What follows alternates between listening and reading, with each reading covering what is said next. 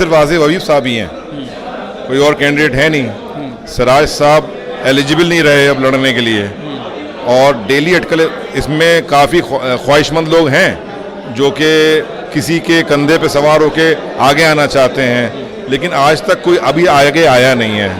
क्योंकि India Islamic centre जो है एक बहुत ऐसा इंस्टीट्यूशन है जिसको 20 साल में जो नहीं हुआ उसको करने के लिए बहुत हिम्मत, लगन, मेहनत चाहिए होगी और वक्त भी चाहिए होगा।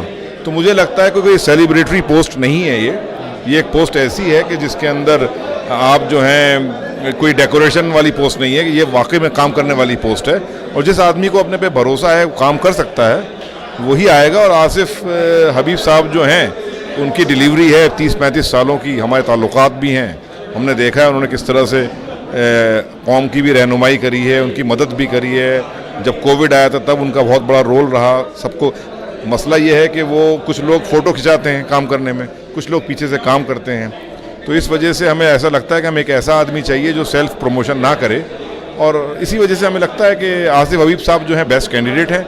और सबसे बड़ा सवाल तो मेरा है कि भाई दूसरे लोग हैं कहाँ। आप इस वक्त हमारे साथ बातचीत करने के लिए मौजूद हैं रामिश सिद्दीकी सर। हम इससे बातचीत करेंगे और जानने की कोशिश करेंगे कि सबसे बेहतर उम्मीदवार इंडियन इस्लामिक कल्चर सेंटर अध्यक्ष पद के तौर पर किसको देख रहे हैं। सर, कई नामों का ऐसा कहा जा रहा है, कई नाम अभी आएंगे, अभी तक आसिफ हबीब साहब हैं, तो आप सबसे बेहतर किसको देख रहे हैं? साहब, मसला ये है कि अभी देखने के लिए सिर्फ आसिफ हबीब साहब ही हैं, कोई और कैंडिडेट है नहीं। सिराज साहब एलिजिबल नहीं रहे अब लड़ने के लिए, और डेली अटकलें इसमें काफ़ी ख्वाहिशमंद लोग हैं जो कि किसी के कंधे पे सवार होके आगे आना चाहते हैं, लेकिन आज तक कोई अभी आगे आया नहीं है।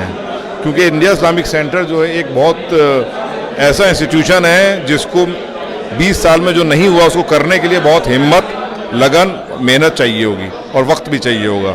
तो मुझे लगता है कि कोई सेलिब्रेटरी पोस्ट नहीं है ये एक पोस्ट ऐसी है कि जिसके अंदर आप जो हैं कोई डेकोरेशन वाली पोस्ट नहीं है, कि ये वाकई में काम करने वाली पोस्ट है, और जिस आदमी को अपने पे भरोसा है काम कर सकता है वही आएगा। और आसिफ हबीब साहब जो हैं उनकी डिलीवरी है 30-35 सालों की, हमारे ताल्लुकात भी हैं, हमने देखा है उन्होंने किस तरह से कौम की भी रहनुमाई करी है, उनकी मदद भी करी है।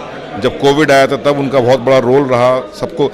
मसला ये है कि वो कुछ लोग फ़ोटो खिंचाते हैं काम करने में, कुछ लोग पीछे से काम करते हैं, तो इस वजह से हमें ऐसा लगता है कि हमें एक ऐसा आदमी चाहिए जो सेल्फ प्रमोशन ना करे, और इसी वजह से हमें लगता है कि आसिफ हबीब साहब जो हैं बेस्ट कैंडिडेट हैं। और सबसे बड़ा सवाल तो मेरा है कि भाई दूसरे लोग हैं कहाँ। आप जो मुझसे सवाल पूछ रहे हैं, मुझे आपके नज़र में कोई अगर कैंडिडेट तो बताइए।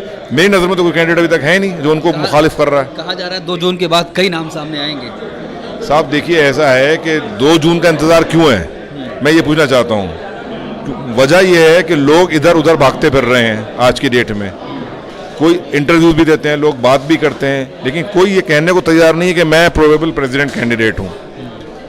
आसिफ हबीब साहब आज से नहीं 4 महीने से ये कह रहे हैं कि साहब मैं प्रेसिडेंट कैंडिडेट हूँ, मुझसे सवाल करिए जो सवाल करना है, मैं जवाब दूंगा आपके हर सवाल का। लेकिन लोग जो हैं एक ऐसे चेहरे की तलाश में टहल रहे हैं कि जो चेहरा उनको मिल जाए, जिसके कंधे पे सवार होकर वो इंडिया इस्लामिक सेंटर में एंट्री कर जाएँ। मसला ये चल रहा है। अगर कोई ऐसा चेहरा हो आपकी नज़र में जो प्रेसिडेंट के लिए आज ऐलान कर रहा हो, मुझे बताइए। 2 जून में भी ज़्यादा टाइम नहीं बचा, 15 दिन बचे हैं। 2 जून के बाद भी क्लियर हो जाए कितने लोग आ रहे हैं लड़ने के लिए। आप आपके नज़र में भी हैं, लोग मेरी नज़र में भी हैं, लेकिन कोई उसमें से प्रेसिडेंट कैंडिडेट है नहीं, प्रेसिडेंशियल कैंडिडेट है नहीं।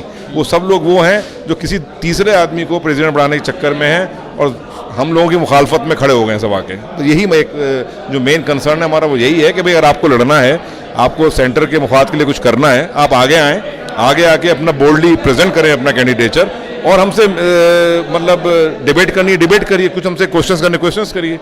कब तक आप पीछे से दूसरों के कंधे पर रख के बंदूक चलाते रहेंगे? सर, सिराज कुरैशी साहब के कार्यकाल को कैसे देखते हैं आप? देखिए, सिराज भाई हमारे बड़े हैं, बड़ी इज्जत है उनके लिए। एसजी में हमारे दिन भी मैंने उनको मिलकर उनका शुक्रिया अदा करा और उनकी सेहत के लिए दुआ करी। सिराज साहब का जो कार्यकाल की आप बात करते हैं वो 20-25 साल जो रहा, उसका जो रिज़ल्ट आपके सामने है।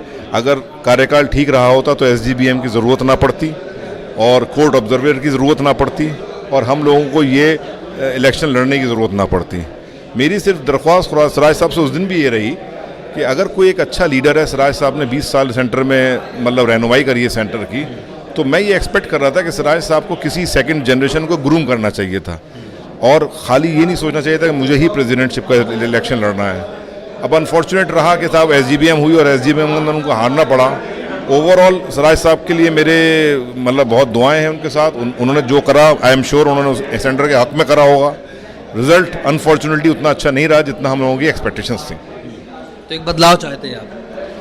हम साहब देखिए, ऐसा है, जो हमारी मेन ख्वाहिश है वो ये है कि आजकल के हालात में हमारे पास पूरे हिंदुस्तान में कोई माउथ पीस नहीं है मुस्लिम्स का।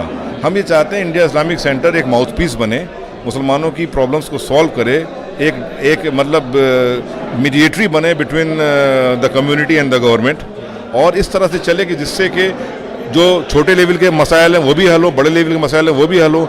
और जो हिंदुस्तान में मुसलमानों की, आप ये समझ लीजिए, जो आज की डेट में हमारी 20-25 करोड़ की तादाद है, उसमें से कम 10-50 लाख लोग तो ऐसे हैं इंटेलेक्चुअल जिनको आप कह सकते हैं, जो ये चाहते हैं कि उनको भी एक कोई प्लेटफॉर्म मिले जहाँ पे अपने ओपिनियंस रखें, नेटवर्किंग करें, लोगों से मिलें, कौम के लिए सोचें, मुल्क के लिए सोचें। तो ये इस वजह से हम चाहते हैं कि इंडिया इस्लामिक सेंटर के अंदर बदलाव आना चाहिए, एजुकेटेड लोग आने चाहिए, और वो लोग आने चाहिए जिनके पास कोई विजन है, जिन्होंने कुछ एक्सपोजर है दुनिया का। क्योंकि इस्लामिक सेंटर खाली इस्लामिक सेंटर नहीं है, वो एक कल्चरल सेंटर भी है। तो कल्चर को आप कैसे प्रोपेगेट करेंगे जब तक को आपको अपने कल्चर के बारे में खुद ही नहीं पता होगा। सर, कुछ ऐसे काम जो सिराज कुरैशी साहब के सदारत में होने चाहिए थे, आपको लगता था, लेकिन नहीं हो पाया?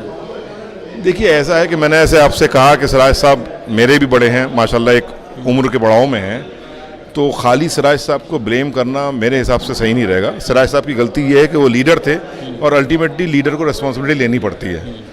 चाहे उसकी टीम कैसी भी परफॉर्म करे, अच्छा करे तो भी लीडर की नाम आता है, बुरा करे तो भी लीडर का नाम आता है। तो सिराज साहब से जो एक्सपेक्टेशंस थी, उस एक्सपेक्टेशंस में हुआ ये कि इंडिया इस्लामिक सेंटर जो है आगे नहीं बढ़ पाया। ऑन द कॉन्ट्ररी वो क्लब बन के रह गया, जिसमें सिर्फ कॉफ़ी शॉप आ गई, करीम्स आ गए, शादियाँ होती रहीं, फैशन शोज़ होते रहे। तो मैं ऑनेस्टली स्पीकिंग मैं खाली सिराज साहब को ब्लेम नहीं करूँगा।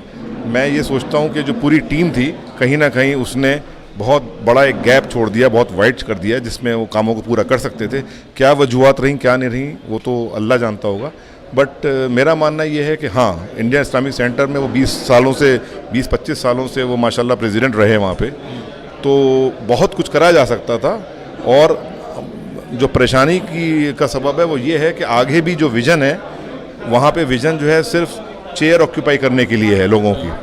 अगर जैसे वो इनएलिजिबल हो गए हैं तो मैं ये चाहता हूँ कि वो बड़े इज़्ज़त के साथ वहाँ से वो हटें और दूसरे लोगों को आने दें। लेकिन आज के डेट में भी हम ये देखते हैं, चाहे वो VIP रूम है, मैं ये पूछना चाहता हूँ वो VIP रूम क्यों बना हुआ है वहाँ पे, कौन VIP है और उसमें कौन लोग बैठते हैं। मैं आपसे रिक्वेस्ट करता हूँ, कभी आप जाइए, आप VIP रूम में एंटर करिए और देखिए कौन लोग बैठते हैं। तो उस चीज़ को पूरा ऑक्यूपेशन एक उसकी हुई है, ऑक्यूपाई करा हुआ है लोगों ने। आप रिसेप्शन पे जाइए तो आपको टेंशन पे नहीं होती। आज एक साहब का मैसेज आया है, और जो मैंने भी ऑब्जर्व करा है, कि अगर आप फ़ोन करते हैं मेंबरशिप के सिलसिले में, बड़ी रूडली जवाब दिया जाता है आपको, बगैर आपके पास उन्हें फ़ोन को रख दिया जाता है। तो इसका मतलब ये है कि 20 सालों में वो कहीं से कहीं तक उठी नहीं चीज़। VIP रूम की कोई ज़रूरत नहीं है, वहाँ पे नेटवर्किंग जो पॉलिटिकल हो रही है उसकी कोई ज़रूरत नहीं है। एक इस्लामिक कल्चरल सेंटर है, उसको इस्लाम के अंदर तो VIP का कॉन्सेप्ट ही नहीं है, तो इस्लामिक कल्चरल सेंटर में VIP रूम कहाँ से आ गया। तो मेरा मानना ये बहुत सी चीज़ें हैं जो कर सकते थे, अब उन्होंने क्यों नहीं कर पाए, उसकी क्या वजूहत रही तो बेस्ट वही जानते होंगे। लेकिन ये है कि जब उनकी डिलीवरी लास्ट 20 ईयर्स में नहीं हुई, तो मेरा मानना ये है कि अब आने वाले टाइम में भी उनको या उनकी टीम को मेरे ख्याल से सेंटर के हक़ में साइड हो जाना चाहिए। उनको ये कहना चाहिए कि साहब आगे आइए और हमें गाइड करें, जो भी लोग आ रहे हैं उनको गाइड करें कि इसमें क्या कमी रहेगी, क्या करना चाहते थे वो नहीं कर पाए।